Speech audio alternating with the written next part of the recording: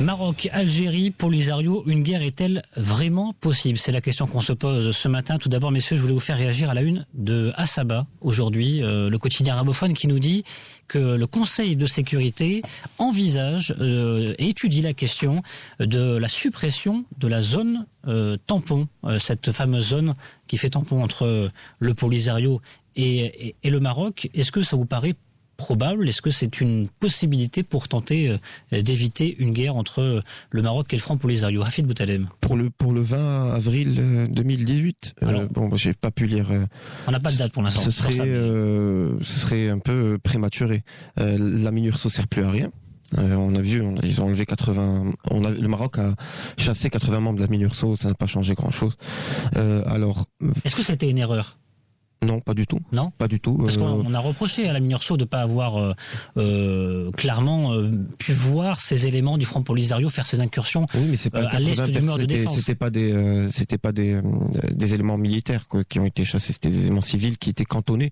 Donc au siège, ils n'avaient pas pour rôle de participer directement à la mission d'observation. Ça a été avec la crise de Ban Ki-moon, c'est ancien. Ça. Oui, mais ils sont toujours réduite, effectivement. Oui, ils sont plus revenus. La zone tampon, elle est nécessaire parce que elle a été prévue par les accords du cessez-le-feu en 91 et elle permet aussi de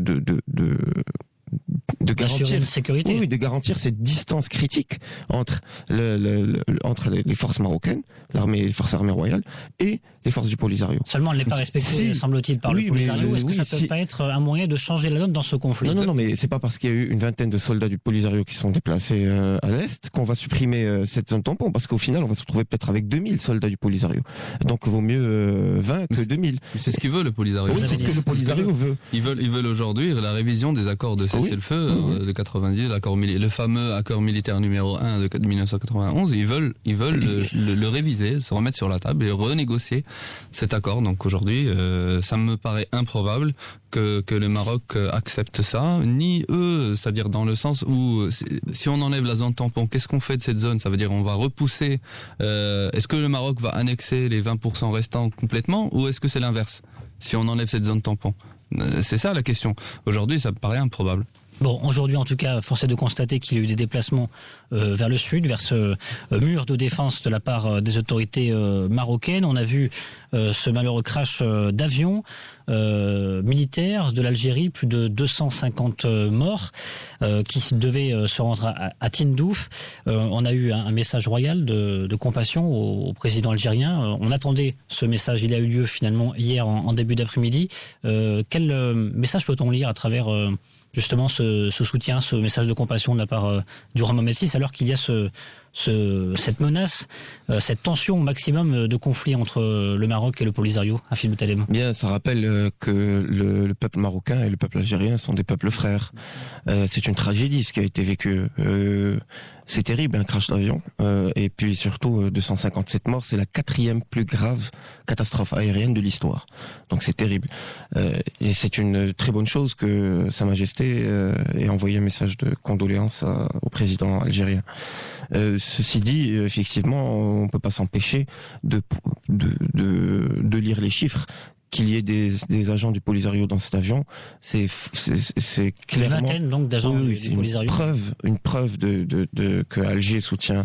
Malheureusement, on voit bien que les observateurs, les représentants de l'ONU ferment à chaque fois les yeux sur ça. Ils devraient quand même un minimum ouvrir les yeux. Et je reviens sur la Minurso. La Minurso a toujours pris parti.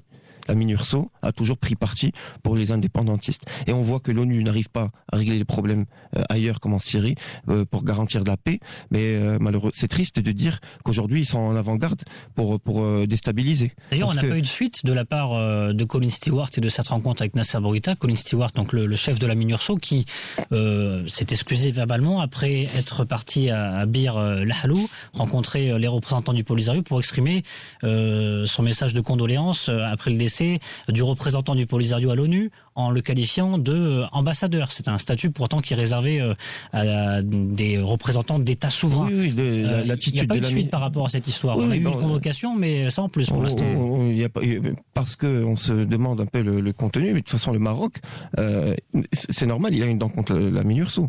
Je me souviens de ce soldat de la MINURSO égyptien qui a été filmé en train de parler à des militants indépendantistes sahraouis en leur disant que cette terre est à vous et que vous devez continuer, etc. C'est pas le rôle de la MINURSO. Alors l'ONU n'arrive pas à faire la paix, mais elle arrive à déstabiliser. C'est ça alors le rôle de l'ONU. Et ils devraient faire attention quand même à leur attitude, surtout que c'est une région aujourd'hui totalement pacifiée, qui ne se passe rien, les flux sont les flux humains, économiques, etc. Hamza Bénis, justement, c'est cette vingtaine de représentants du Polisario qui étaient présents dans cet avion militaire qui s'est crashé en Algérie. Ouais. Est-ce que ça peut servir le Maroc dans ces négociations alors que le Conseil de sécurité va se réunir la semaine prochaine? Tout à fait. Aujourd'hui, c'est ce qui a été dit. Il y a même beaucoup de commentateurs qui se sont insurgés contre le secrétaire général du FLN, qui a explicitement confirmé dans la télé algérienne qu'effectivement il y avait des agents de Polisario dans cet avion. Donc ça prouve qu'effectivement l'Algérie est derrière et elle arme, elle entraîne, elle abrite, etc. Comme le message, comme ce qui a été cité par le message de Sa Majesté.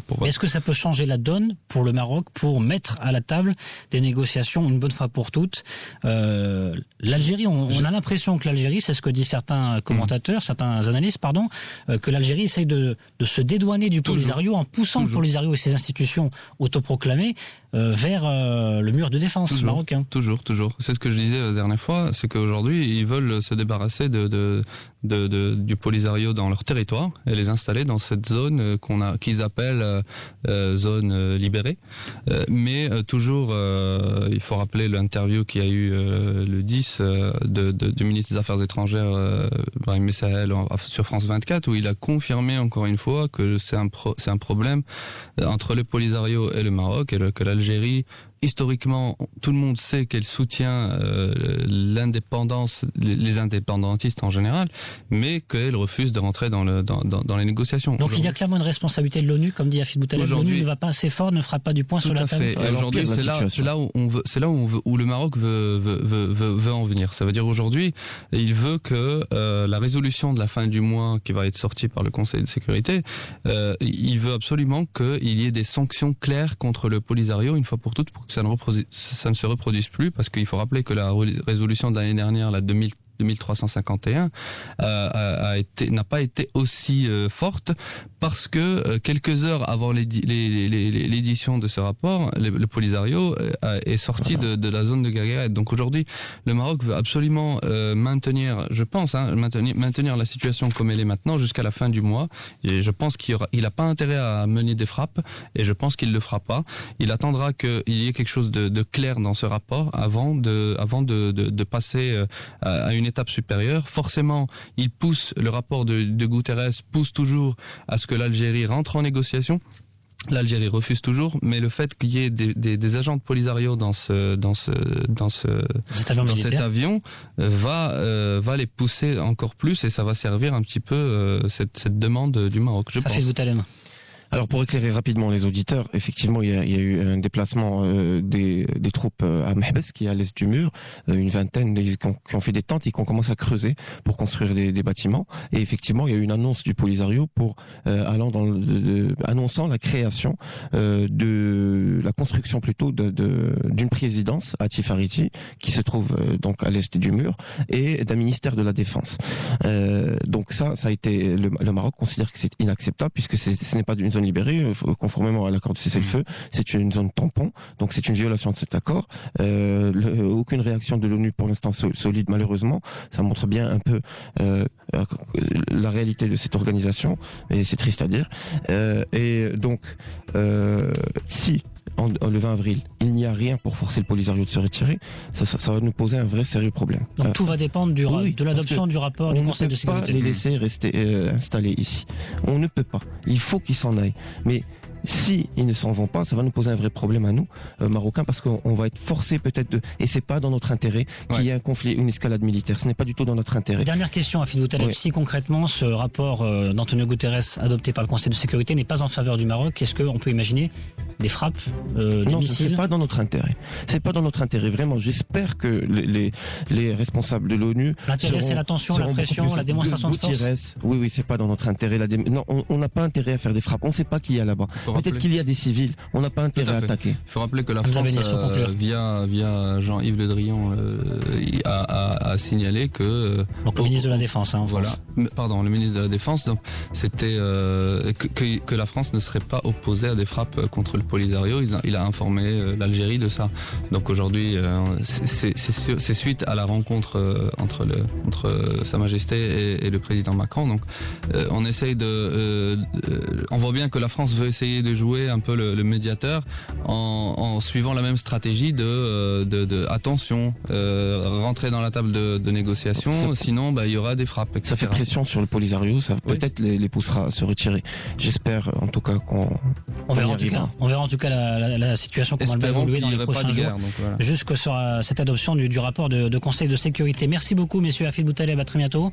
Merci. Vous êtes expert en relations internationales, membre de l'association Tizi. Hamza Benis également, merci. Merci à vous. Également membre de l'association Tizi et expert en relations internationales. Vous restez avec nous sur Atlantique Radio, les experts Atlantiques, votre émission citoyenne à 10h10, à 10h le point info en langue arabe avec Mourad Baba. Je vous retrouve lundi pour un prochain numéro.